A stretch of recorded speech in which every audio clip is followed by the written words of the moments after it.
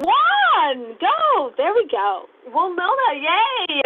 I finally got the record button to push, y'all. I think it's just because, I don't know, maybe the longer your hair grows, the stupider I become. No, that's not it? That's not a thing. That is it? No one says that. No. Who says that? No, it was a friend of ours that said that. Wait, I don't know if I should Hey, be repeating we what that didn't friend welcome said. anyone to our podcast. Like, what's going on? Right. Welcome to the Ladies Tale podcast. Thank you. Yes. Wow, Winona. I'm Jade. And I'm Winona. Wow. Okay, that's the fourth sentence. No, I mean, you started going on about your hair, which is crazy because everybody knows that you can have long hair one day and short hair the next day. Mm-hmm. Everyone knows that. Okay, who doesn't know that? Moving on, because that wasn't interesting, but we did write books. Oh, yeah, because we're poets, and so I guess we can't stop writing them, so we have a whole bunch of them. And we like to call them literary life guides with hot poetry, right? So, yep, that's true. Yeah. So, and I thought divorce was bad with other life lessons, and I thought being grown up was easy. Both available on Audible.com and, Barnes & Noble and Amazon, where you can get them. Wherever you can get them. Y'all, do I have to go through the whole thing? And so there's 13 of those, and then we have the Misfit Guide series, and then we are the founders, not the co-founders. We together. So I guess founders, but we like to say co because it was like a partnership. Anyway, 25 hottest indie authors, artists, and advocate magazine, and you can check out everything your ladies are doing on www.andwethought.com. But y'all aren't here to hear about us. I mean, who really comes to hear about us? Nobody. They're here to hear from our wonderful guests. Wonderful guest who was an actor on Managers, and that's one of the reasons that we know him. Would you like to introduce yourself? Hello, ladies. What's up? It's your boy Steve-O Delgado, the smoothest cat in the world, on here with the Ladies Podcast.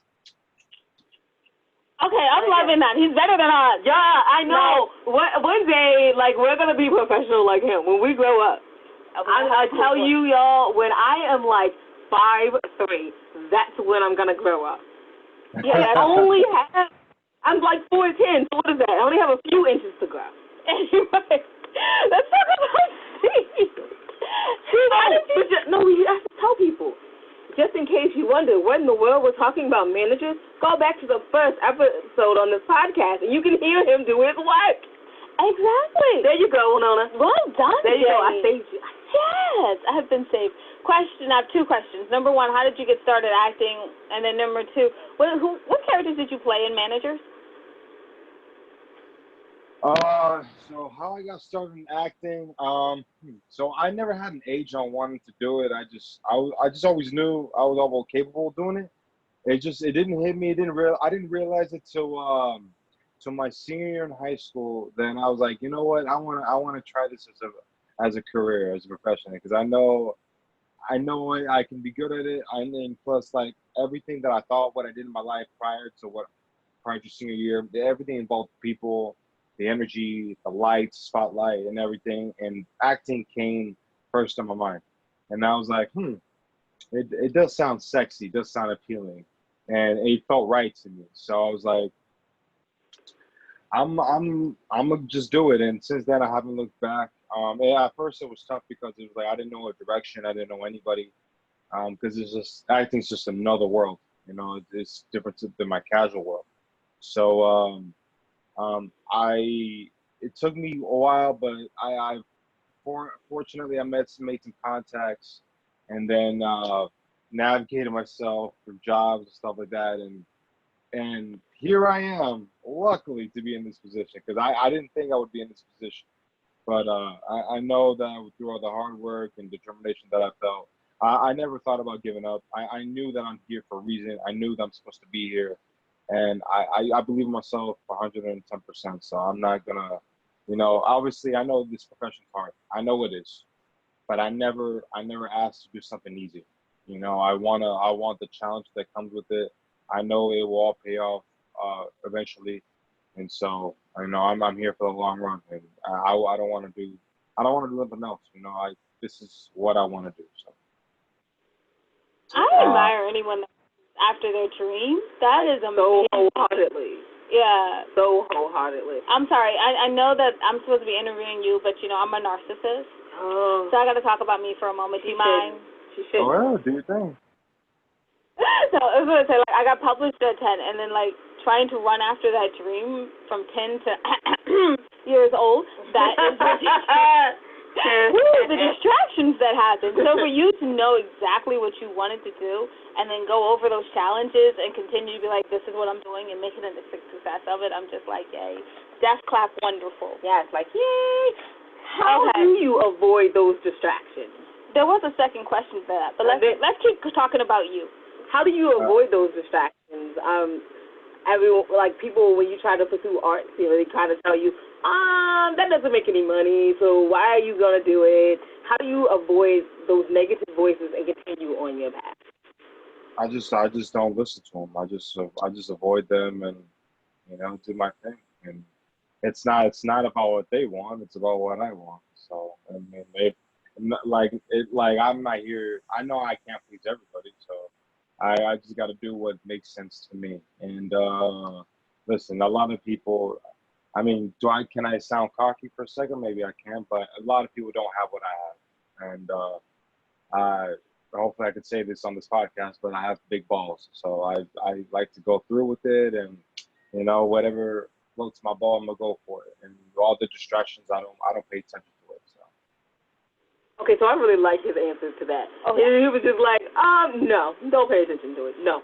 I'm just going to go do my goal. That's exciting. I think maybe I should have been around more actors, because that's how I feel about writing. Because, like, poets don't make money, and I'm like, oh, you're cute.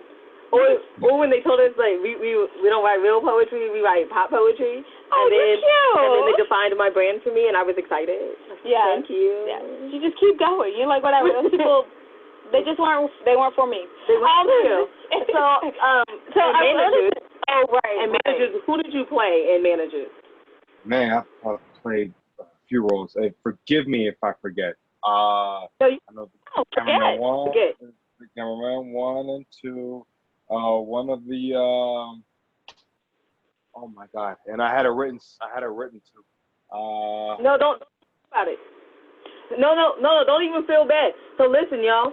So go back, and when you go back to the first episode, when you hear his voice, those are the roles that he played. Or actually listen to all of it, and at the end of it, he'll tell you what he played. Or that. So we're moving on. That just kind of knocks like my second question out about managers. So let's just knock out the third question that I'm asking everyone that comes on. What do you want to see happen in episode 2 of Managers?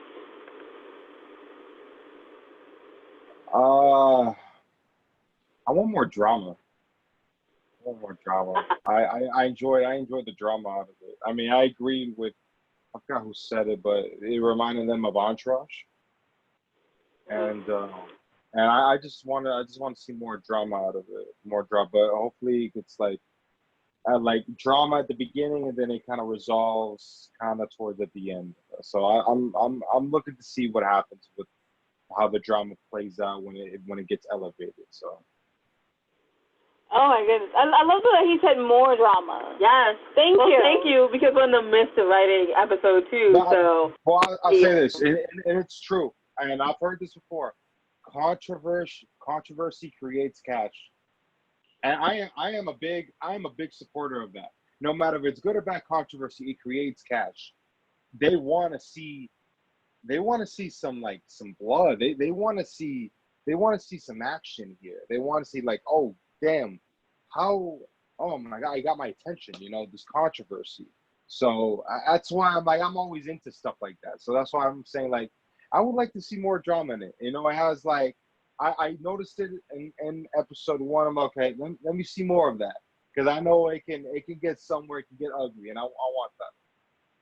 You want it to get ugly. Oh, well, fortunately, I feel good now because you said this, and in episode 2, there's more drama and a bit more Hollywood politics and dirt. Yeah, it's a little ugly, y'all. And I'm trying my best to make, like, it should be lighthearted and funny, but now that you said more drama, we're going to roll with that. Thank you. You've given me permission. Ken was going to write the drama. We were like, is that too much drama? Is that too much for now? Maybe it's not enough.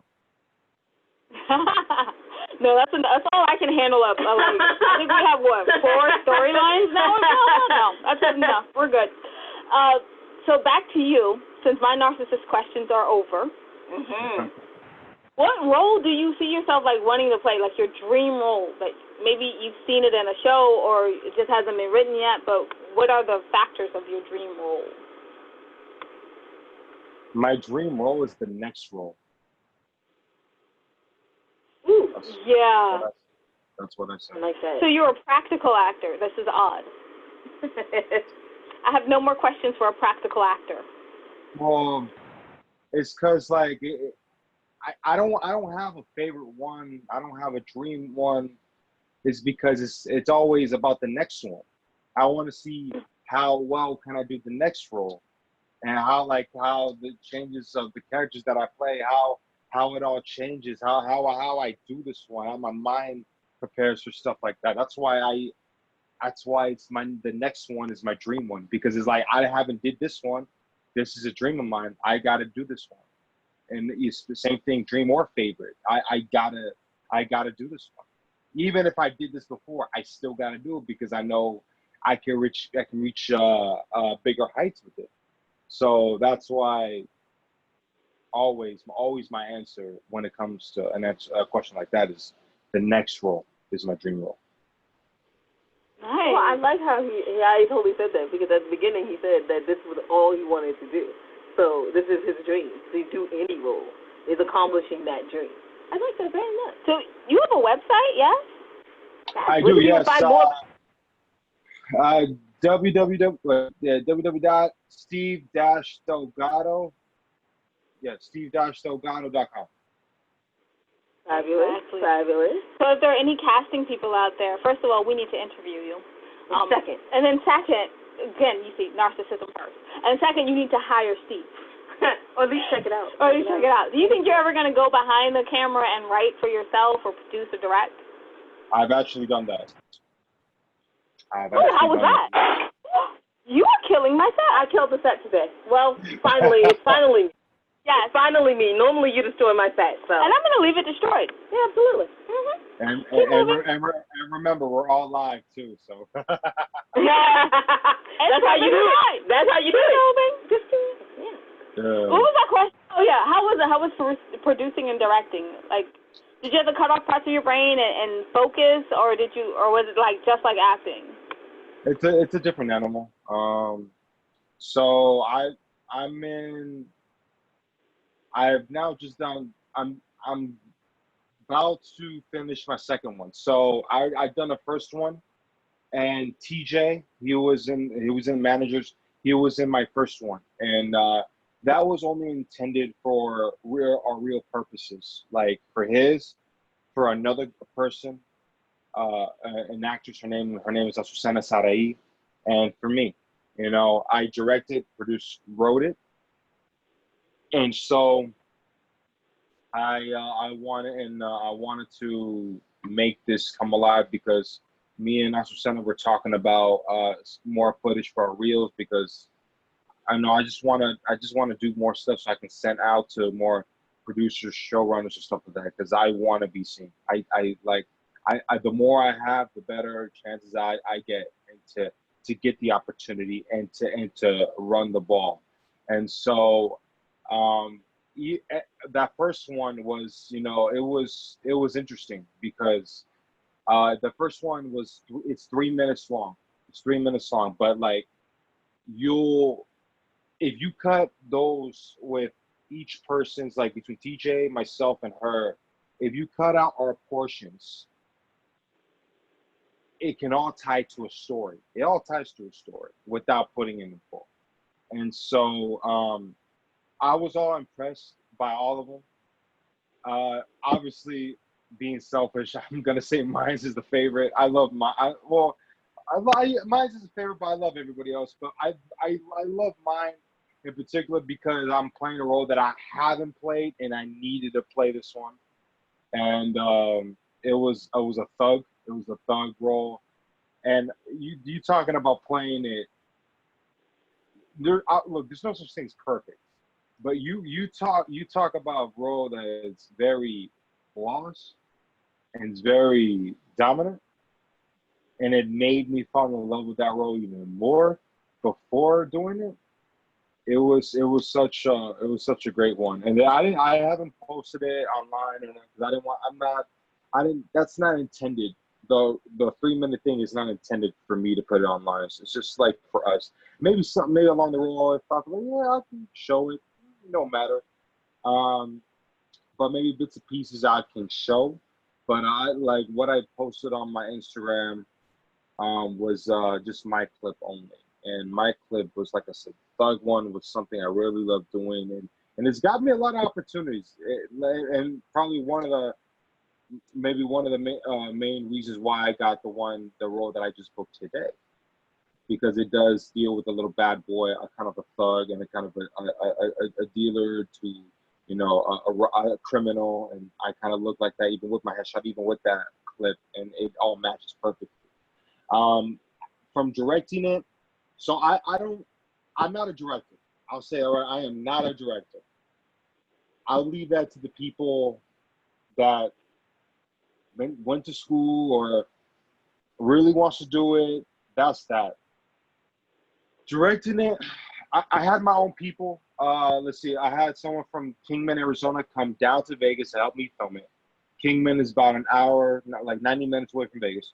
So he came with his wife did sound. He had his camera, and with everything I had, and he helped me a little bit, but just like I was in charge of it, and I was like, whoa, okay, because usually when I stepped into it, I was like, is he gonna like overbound me, and if he's gonna do that, but he didn't do that at all, my DP, and so.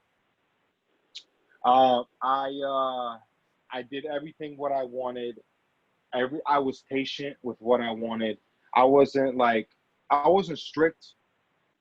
I knew that everybody had respect for me. They respected the director, and that's what surprised me the most, is that the respect they have for me to accomplish this. And we got this done maybe in 2 hours filming. And from beginning to end, it was all a great quality. I mean, there will be some parts I would change. Maybe not maybe from like lighting perspective, like something I really can't control. I mean, I could, but like I said, it's just a 2-person crew, so I can only do what I had, and we did this outside and doing it in a part of Vegas that really I don't think nobody would care, because we were filmed in the East Side, and the East Side is like, listen, you could do whatever the hell you want, whatever, and yeah, and so that was fun. It was fun directing, because I directed, produced, wrote, and acted. So besides the producing and writing, so I'm wearing 2 hats on this, but I didn't mind it, because I knew. Because they had them two with Susie and TJ had more dialogue than me, but my presence alone and how I came into the scene was big itself. That even though I didn't have much dialogue, my presence was still dominant as them two, and so it was a good experience for me. And then it took me a day to edit. I didn't edit, so I had to go to Kingman, because he's also an editor. So I went to Kingman, edited it, and we were done. And then the next day I looked at it. I'm like, oh my God, I need to go back. There's something wrong. Went back, fixed it. For a little thing, first day it took me 11 hours. I stayed off for 11 hours to edit. And this is a 3-minute short, 3 minutes. I come back the next day, for a little thing, 11 hours again, just to see what's going on. And then I was happy with it. And then, bam, I showed it. And I have great reviews on it. And they loved all 3. And I knew I did this because, like I said, for real purposes. I know TJ was happy with this footage. But we call her Susie for short. Susie was happy with her. I was happy with mine. So that was that. And then I was like, this one, I knew this wouldn't be the last time I would do this, because I wrote another thing. Me and my friend is not in the industry. He's just like my friend, like in my personal life. And so we wrote something because there's a Facebook page for actors, and that like one of the moderators like you come up with like a quarantine type of film, make it like 5 to 7 minutes or 4 to 7 minutes or something like that. So I was like, okay, me and him, we got the idea. I wrote it though. I wrote everything, but me and him came up with the idea. I wrote it. So that we did that last month. It took like maybe 4 or 5 hours to shoot it. It was me and Susie. It was originally intended for another person, but she backed out. She was good with it at first, but then she was getting worried, and I'm like, well, I'm not gonna waste this, so I'm gonna ask another person. So I asked Susie to do this one, and she did an amazing job with it. That one was the hardest because it's just me and her. We're both leads, so being a lead actor and directing, it was like, man, because there's a lot of stuff going on in my head because still being a character, but also still directing. I offer this. Listen, there's more directors that are more qualified maybe to say this, but from me doing this, if I'm gonna direct something, I'd rather be a supporting actor. It takes less of the load off of me. My presence will still be dominant and strong, but me being the director and the supporting actor, instead of one dominating the other, I'm balancing both, and that's what I wanted to do. That's why the first one, it came out great because I balanced both. This one, it was like I'm trying to balance both, but I remember I have a lot of dialogue, so I had to make sure it all worked, and it did all work. And so last Sunday I spent 11 hours again, and this is what everything is like 5.5, almost 6 minutes long to do this, and it came out better than I expected. I'm gonna go back this Sunday to continue it, to finish it, because it'll be done by Sunday. And then bam, I think this one I will send to festivals. I would love to send it to festivals because it has a lot of potential. A lot of potential. My editor was like, we should make this to a web series. I'm like, we'll talk about that Sunday. We'll talk about that. I want to get through this and then maybe send it off, see what happens. But that's all I'm doing for now. Like I said, I'm not a director, but just doing that, I don't like wearing two hats. I like wearing one. My passion is being in front of the camera, being the actor. I don't want to be the director and the actor. That's not me. If I'm doing that, it'll be for my own content, but I'm not gonna do someone else's part. Hey, Steve, I want you to direct. I like your vision. I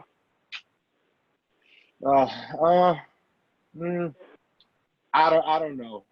There's more people qualified than me, but I do appreciate the offer, but I just rather be.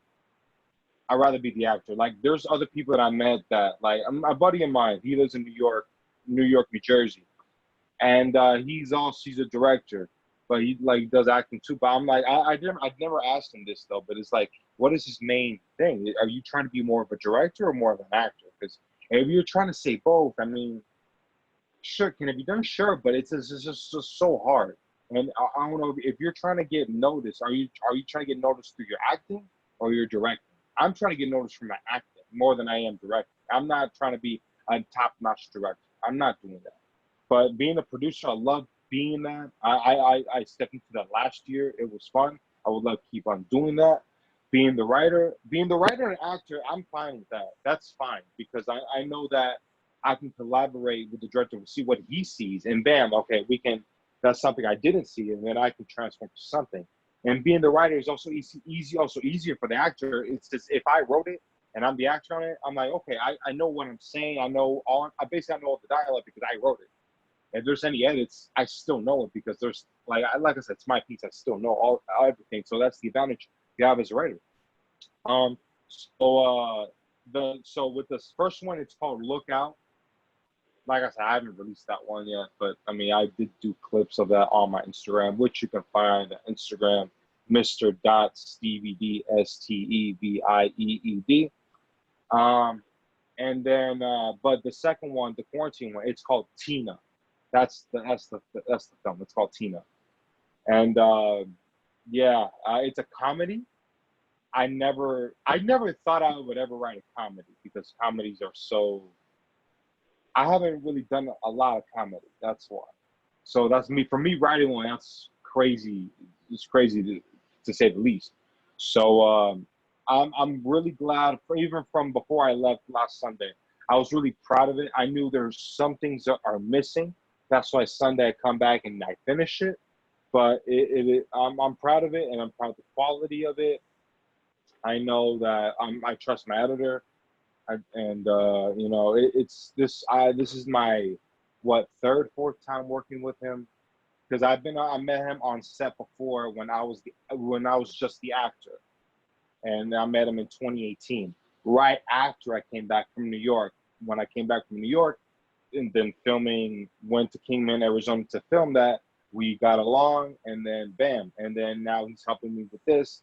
Bam, that's great. And he has me and him, like we're like this. We really get along. We really speak the same language. But when it comes to, like, okay, we from a director to cinematographer, okay, this is what I want. This is what I'm seeing in my head. Because what I'm seeing in my head, that's how I'm explaining it to him. And then he says, oh, okay, I see what you mean. And then when I see it, when I play it back, that's what I mean, exactly. So, so with those two, with Tina, it was, the second one was harder. It was still fun, but it was harder. When I direct again, if it's my own content, yes, I would. Someone else's, no, because I'd rather get someone that's done this before. But if they do need my input, I'll be happy to do it.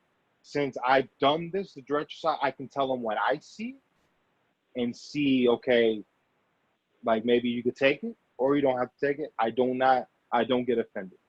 But yeah, that's how that is. Wow. Yeah. Well, I mean, that's really amazing that you got in there and you did the different roles, you put on the different hats, and now you know which ones you like.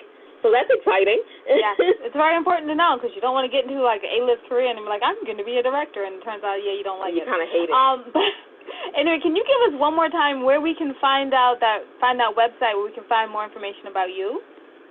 Yeah, www.steve-delgado. Yeah, dash is this, right? The thing? I think so, yeah. Steve-delgado.com, yeah. Thank you so much for coming on and coming on our podcast and bearing with us as we were late, because y'all know we tend to be late sometimes. Yeah, so we were late. So thank you so much for coming on. And would you like to wrap us up? Sure. You can find out everything your ladies are doing on www.andwethought.com. And stay tuned. We will have more from managers and more ladies' tales soon. Bye-bye. So keep remembering to listen to all the stories around you. Bye-bye. Oh, I didn't know we had a tagline. That's hilarious. Yeah, we just got it. Bye.